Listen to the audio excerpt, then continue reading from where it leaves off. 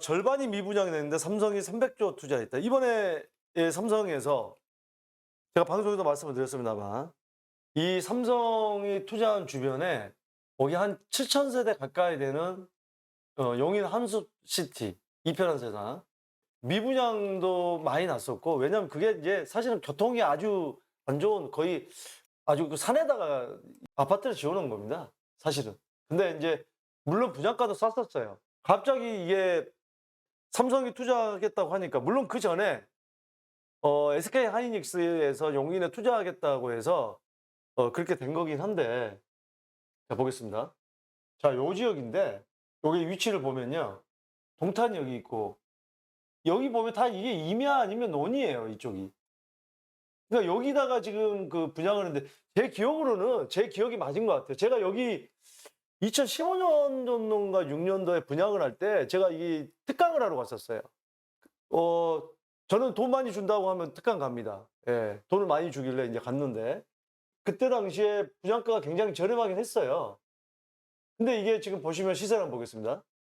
이게 34 평형이 자 5 억이 좀 넘어갔는데 지금 30% 정도 빠져서, 그나마 다른 지역은 40% 빠질 때 30% 빠지면 많이 빠진 건 아닙니다만, 이게 상대적으로 또 적게 올랐기 때문에 적게 빠진 것도 있죠.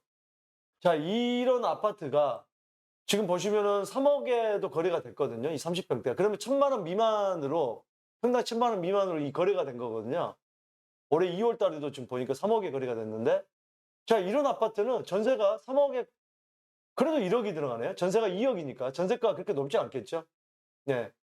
월세로 받으면 3천에 100만 원. 전세는 2 억. 2억 3천까지 있네요. 3억 2천도 있네요, 전세가. 3억 2천. 3억 2천. 만약에 3 억에 샀던 사람이 3억 2천이다. 2천만 원 받아갔겠네요. 네. 집 한 채 사면서. 자, 그래서 요쪽이 이 아파트가 이 갑자기 올라갈 수가 있겠죠, 거래 이 시세가.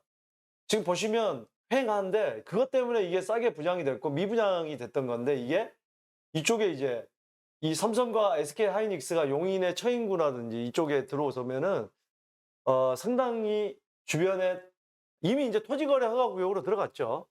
토지거래 허가 구역으로 들어가면은 실사용 목적대로 사용을 해야 되기 때문에 주거, 그러니까 아파트라든지 빌라라든지 이 주택은 실제로 실거주를 해야 됩니다. 그러니까 실거주를 해야 된다는 건 주민등록증을 옮겨야겠죠, 전세대원이. 그래야 되는 부분이 있고, 또 농지라 그러면 실제로 농사를 지어야 됩니다. 그렇기 때문에 토지거래 허가 구역을, 물론 또 거기에 맞춰서 또 편법으로 뭐 땅 같은 경우 뭐 거래하는 사람도 있죠. 예. 근데 어찌 됐든지 간에 제가 말씀드리고 싶은 부분은, 이 부동산이라는 것은 이렇게 또 반전이 있어요. 누가 여기 삼성이 들어설 줄 알고 미리서 이런 정보를 얻어서 땅을 샀다, 그건 이제 뭐 감옥행위죠. 근데 이런 정보가 있지 않고 전반적으로 보면은, 아, 여기가 SK 하이닉스도 들어왔고 주변에 동탄 기흥이라든지 아니면 평택이라든지 반도체 벨트가 형성될 가능성이 크기 때문에 용인 쪽에 좀 땅을 사놔야겠다. 우리가 분석을 그렇게 하는 거죠. 네. 그렇게 해서 땅을 사면 평당 10만 원 하던 게 금방 100만 원, 200만 원까지 올라갈 수 있다는 거죠. 예. 우리가 제주도 같은 경우도 어땠어요? 제주도 땅 살 때 예전에 뭐 이효리가 에어로빅에서 한다 해서 막 홍보하고, 또 중국 관광객들이 많이 오고, 또 제주도 한 달 살기 하기 전에 그 몇만 원 하던 땅이 지금 몇백만 원까지 올라가는 데도 있어요. 그렇기 때문에 이런 부분은 우리가 부동산도 장기 투자를 좀 가져갈 것이냐, 단기 투자를 가져갈 것이냐, 그런 부분을 봐야 되고, 단기 투자일수록 또 리스크가 있다는 점. 어땠습니까? 전국이 갭투자 열풍이 불 때 문재인 정부에서 계속해서 뭐 집값이 올라갔죠. 2014년 박근혜 정부 마지막부터 좀 올라가기 시작했고, 문재인 정부 들어서서 집값이 오르니까, 원래는 주택임대사업자 등록을 하려고 했던 취지가 정부를 세수를 많이 걷고 이 부동산 거래를 약간 좀 세금을 많이 거두려고 하는 목적도 사실은 컸었죠. 투명화시키고. 근데 그게 그러면서 그 주택임대사업자 혜택을 많이 주면서, 왜 종부세 배제, 합산 배제, 양도세 합산 배제, 세제 엄청 좋았죠. 처음에는 이걸 해야 되느냐 말아야 되느냐 이런 분들이 많았어요. 왜? 8년 있다 팔아야 되는데 단기는 4년 있다 팔아야 되는데 5년은 채워야 양도세 혜택을 받을 수 있는데 그러니까 최소 5년은 가야 되는데 이러니까 갸우뚱했단 말이에요. 그러니까 저는 그런 걸 분석해 주고 여러분들에게 정보를 주는 사람이죠. 주택임대사업자는 무조건 해야 된다. 그 당시에 제가 말씀드렸어요. 그 당시에 제가 피해갈 수 없는 세 가지가 있다.